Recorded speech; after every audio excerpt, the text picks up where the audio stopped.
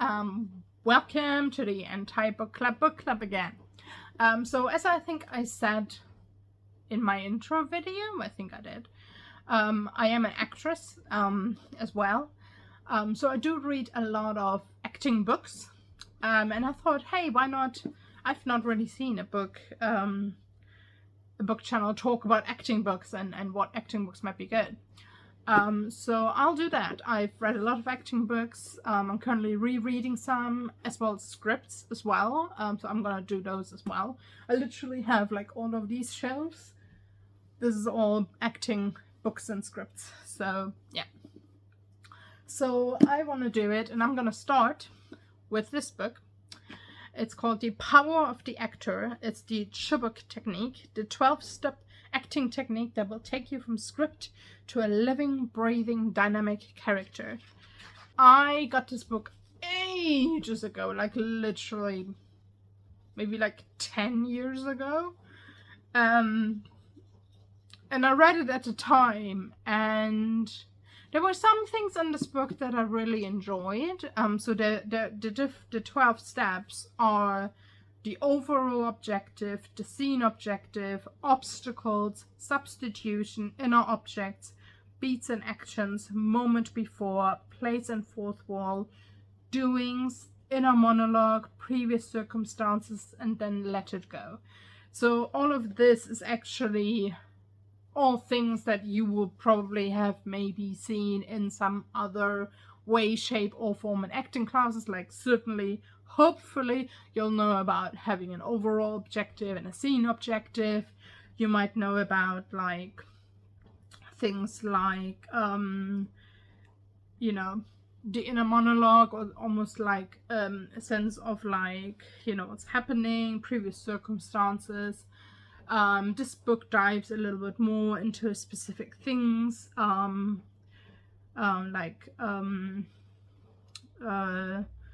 the doings and the inner monologue, which for me, the inner monologue, like, and I will say this to you, if you're an actor, like, don't ever take a book as gospel and be like, I have to use this technique. So with me, throughout all of my acting training, I've gotten different types of acting training from different studios and different people, and I just always take what works for me.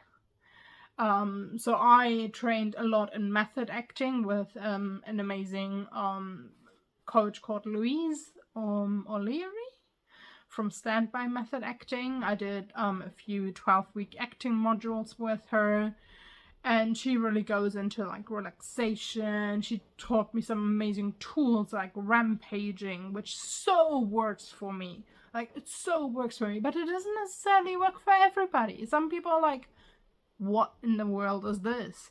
But they love like what's it called? It's where you like do the sensation thing and you feel the sensations of things.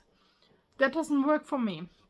So like some of the tools, so for me, scene objective totally works. Like knowing what I'm going for works. She talks about obstacles. So obstacles is like things that are in your way. I don't work as much with obstacles, but I do work in a way with them in the sense that I use tactics. So I use tactics to overcome obstacles. So it's kind of the same thing. Substitution. So substitution is something that Uta Hagen talks about a lot, and this can be quite powerful, but I always struggled a little bit with it. Like I can't do it as well as some other people can. It's too.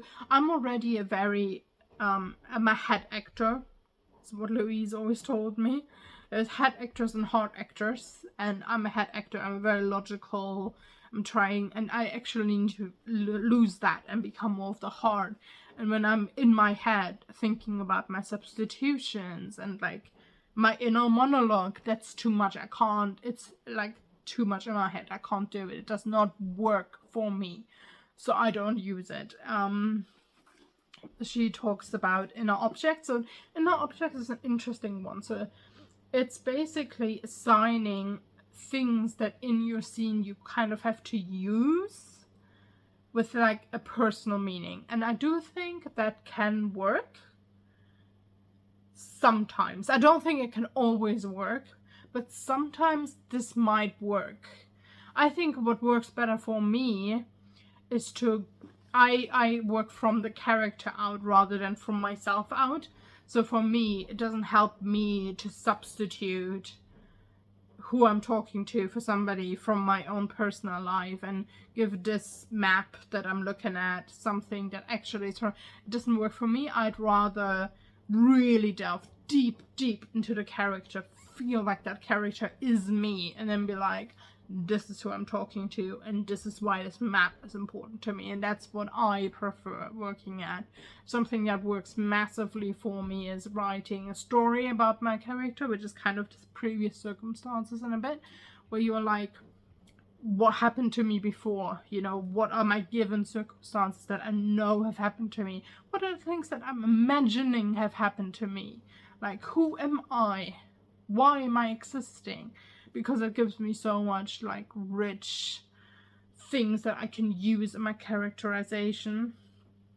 She talks about doings, and doings is actually something I did find really useful from this book. And doings, she's talking about like, you would never really just stand and talk to somebody like this and be like, how dare you treat me like that. You might do that like for a second, but most of the time you might be like, I cannot believe, like, you might have something in your hand, and sometimes having something in your hand, you know, the famous, that drink that you like throw at somebody from a daytime like soap opera thing, like that sort of doing kind of helps your character. And some actors are very famous for certain roles where they created certain doings that just like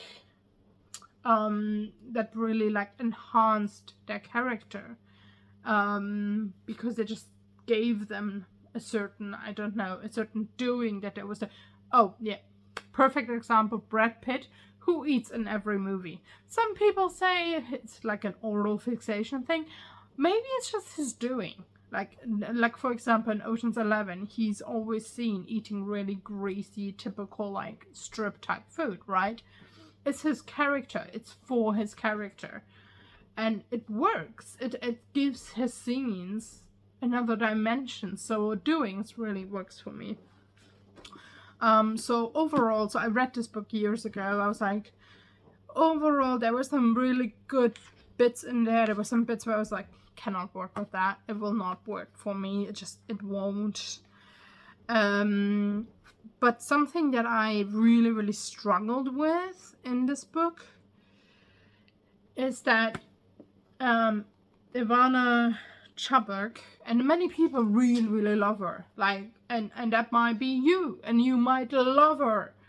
And I'm not saying don't use her. I'm just saying, for me personally, it didn't sometimes feel entirely comfortable, because Ivana Chubbuck talks a lot about using your trauma for your acting. And I am a firm believer you should never really use like trauma in that sense.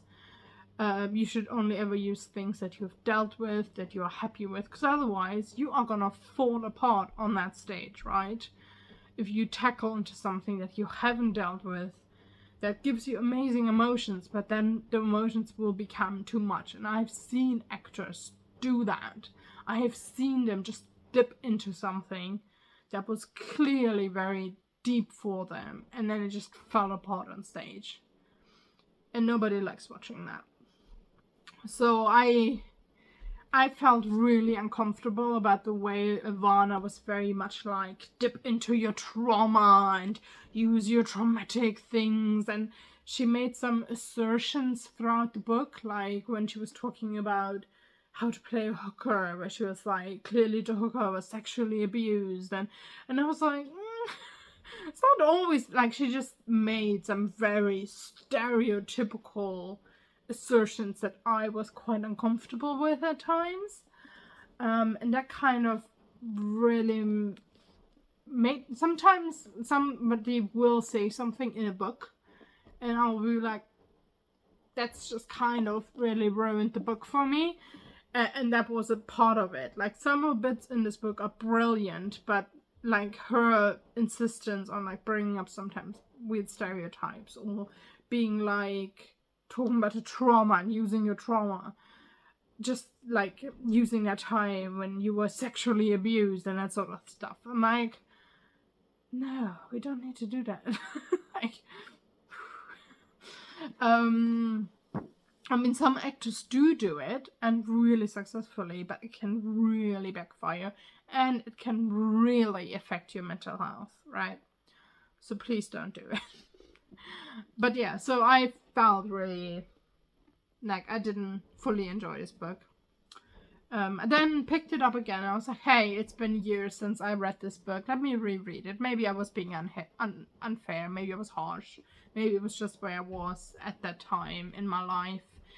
But I felt the same things reading it again. So that's what I feel about this book, is that it's got some great things in it. But I think you can probably get most of what's in this book from other people, maybe in a more healthy way. So I would give this 3 out of 5.